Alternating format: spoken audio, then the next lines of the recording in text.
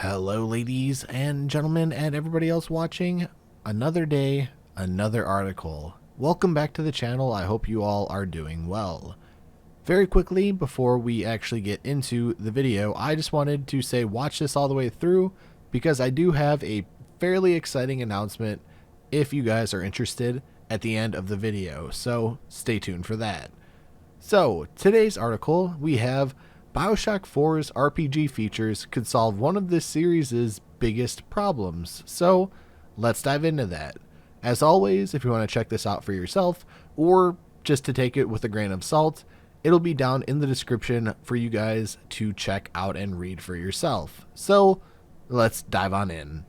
So to start off this article, we actually get a lot of information that we already know, and that is BioShock 4 is on the way from Cloud Chamber, and based on several job listings, it will integrate more RPG features than the series has been known for in the past, and we've gone over this quite a bit.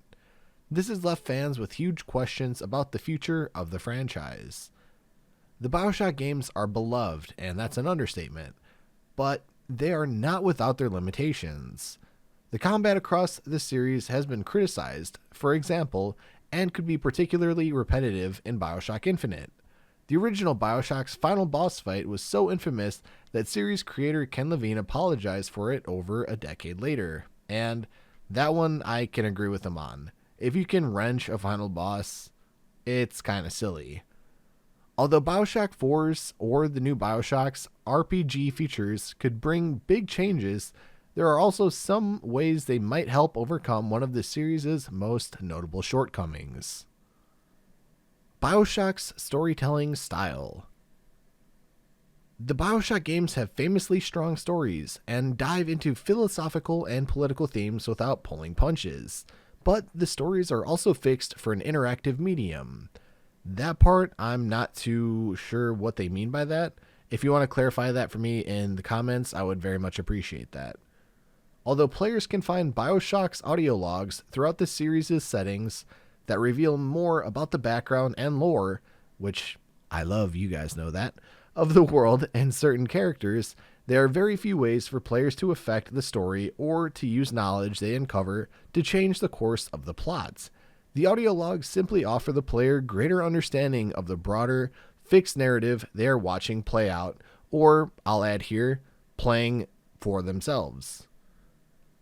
The audio logs act as nuggets of exposition that the player can find throughout the world, but while they help build a better idea of Rapture or Columbia with the voxophones, those worlds aren't being interacted with directly.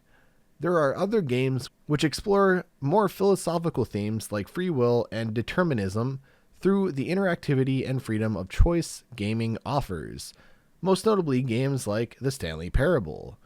In contrast, the largely fixed nature of BioShock stories is one of the reasons that some fans have remained so hopeful that a BioShock movie may be made one day. And that one's kind of going off on a little tangent, but let's get back on track here. Under the surface, the series' story are not particularly reliant upon being told through an interactive medium. And again, if you want to clarify that for me, I'd very much appreciate that. BioShock and free will. Previous BioShock games have integrated the player's lack of freedom into their themes. BioShock 1's twist revealed that, spoiler, the player character had been under the effects of mind control activated by the phrase, "Would you kindly?" which their supposed ally, Atlas, or Frank Fontaine, had been using over the radio throughout the game. BioShock Infinite presented players with arbitrary choices like Elizabeth's necklace, which ultimately didn't do anything for the game, and that's one of my biggest gripes with Infinite. Even life or death decisions like whether or not to kill or spare Slate didn't impact much. Slate can be found in the world if spared, but killing him doesn't change the arc of the events of the game's ending, which, again, is a gripe of mine, but that's okay. In fact, the twist of BioShock Infinite reveals that the plot is taking place in just one of many alternate realities, in some of which Slate was presumably killed. In this sense, both BioShock 1 and Infinite explores the confines of gaming as a storytelling medium. BioShock 1 played on the fact that most players would unquestioningly complete the objectives sent to them by Atlas, as they'd complete the missions in any other game to progress the story. BioShock Infinite played with the idea of each playthrough and their slight variances representing different realities. It has been hinted, however, that BioShock 4 will not take the same deterministic approach, which I'm actually looking forward to. I would love a different style of BioShock. That's just me. That's okay. If it's up to you, or if that sounds good to you, let me know. Job listings on the Cloud Chamber site have hinted that BioShock 4 or the new BioShock will have an open world and a branching Fallout-like dialogue system, which I'm in favor of, honestly. It just depends on the setting and the story and the characters, for me. This would imply that players will be able to approach the story from a greater number of angles, and will be able to affect the outcome of events far more than in previous games, which I would absolutely adore. This could be a huge boom for BioShock, giving players the opportunity to change events in the story that could allow the next game to explore a totally new perspective on some familiar BioShock themes like free will. That sounds really interesting, actually, now that the author put it that way. At the same time, introducing RPG elements like branching storylines and cascading consequences could decrease the series' reliance on exploratory narrative designs and devices like audio logs. It could also help BioShock 4's storyline to explore how the medium has been developed. And finally, we'd have what I'd like to look forward to the most, that being exploring freedom in BioShock 4. The first BioShock explored the idea that players would unquestioningly complete the game's instructions and played on the assumptions of the limits of gaming as a storytelling medium in 2007, which is definitely true. In the 2020s, however, Cloud Chamber has a very different set of expectations to play with and integrate into its narrative themes, which I'm very excited for.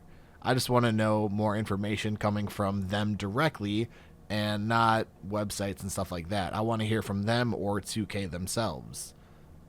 After a decade packed with high-profile RPGs, such as some series like Assassin's Creed, and I'm not too familiar with Assassin's Creed anymore, so if you wouldn't mind clarifying that down in the comment section below, I'd very much appreciate that. But they incorporate more RPG elements. Players now expect to have a greater influence on a game's story than before.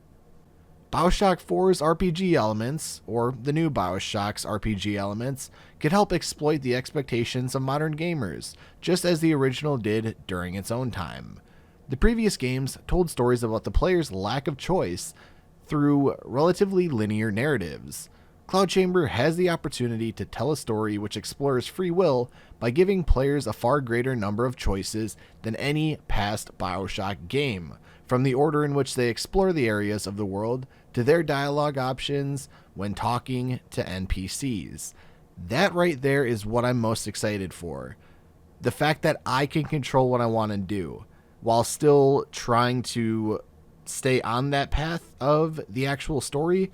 I get to do it at my own pace. I get to do other side quests potentially. I get to meet new people. It's just, there is a lot of potential, and I cannot wait to get more information about that. Ultimately, the extent to which BioShock 4 will incorporate RPG features remains to be seen. While multiple job listings have mentioned open worlds, for example, there are only requesting past experience and don't necessarily point to features which will be included in the next game, which is unfortunate. BioShock Infinite established that there's always a lighthouse, so there's always a man, there's always a city. Incorporating far more choices into BioShock 4 could be a great way to subvert the expectation among some fans that BioShock 4 will be another version of the story told in BioShock 1 and Infinite. Hopefully 2 will be kind of lumped in there as well, just in another parallel reality. If nothing else, incorporating elements like dialogue options while attempting to tell a story with the same philosophical focus as past BioShock games could be a great way for the series to continue pushing boundaries of interactive storytelling. And again, I would absolutely love this. I love the stories of the BioShock games, and hopefully we can get some more ways to elaborate and further those stories by our own hands, if that makes sense. Whether or not Cloud Chamber will be able to pull off the story without series' creator Ken Levine remains to be unseen. I honestly think that they do have the opportunity to, and that they definitely have the talent to. However, BioShock 1 is definitely going to be hard to top, so let me know what you think about that down in the comment section below, please. So, ladies, gentlemen, and everybody else watching, if you watched it to this point, here's what I'd like to share with you. I just recently got a P.O. box. If you want to send me anything like letters or anything like that, I would love to read them. I would love to potentially do videos on them if you want me to read them on video. Just nothing too emotional, please, because I'm a very emotional person. I don't want to get choked up. But if it has to be emotional, then that's okay. So I'll put the information, if you are interested, down in the description. And it's going to be in the description moving forward on every single video and on every single live stream. So all you have to do is check down there. It should be towards the top. It'll have everything, including the city, state, zip code, everything you need to know. And if you want to send something to me, feel free to do so. You don't have to, but if you feel kind enough, feel free to send me a letter or something like that. So if you enjoyed this video, would you kindly drop a like? Subscribe if you're new, and feel free to hit that bell and turn on all post notifications to never miss a future video or a future live stream. If you want to talk to me outside of YouTube or see any additional content, my social medias and my second channel are the best ways to do so, the links to which will be down in the description below. Again, thank you all so very much for watching this video. I really do appreciate it. Take care, stay safe, and talk to you all in the next video.